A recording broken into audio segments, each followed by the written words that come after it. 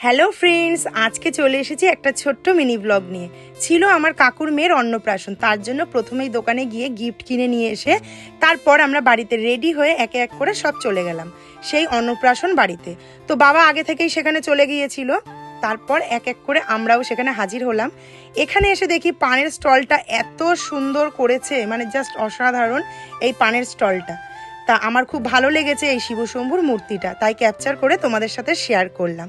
তারপর এখানে কাকির সাথে বনুকে গিফটটা দিয়ে চলে গেলাম আমরা স্টলে। প্রথমে স্টার্টারে ছিল ফুচকা, কফি, পকোড়া। তো আমরা নিয়ে একটা সাইডে দাঁড়িয়ে খেয়ে নিলাম। আর আমার বাবা তো গান ভালোবাসে, যেখানে যায় আমার বাবা কিন্তু গান করে খুব সুন্দর। তারপর চলে এলাম খাওয়ার টেবিলে। এগ টেবিল ছিল, স্যালাড ছিল কাসুন্দি দিয়ে, তারপরে দিয়ে দিয়েছে কড়াইশুটির kachori, chana masala, mix fried rice, chicken কষা, চাটনি, পাঁপড়, রসগোল্লা, সন্দেশ। ফুল ভিডিও কিন্তু আপলোড হয়ে গেছে আমার ভ্লগ চ্যানেলে। আজকের মতো তাহলে আসি।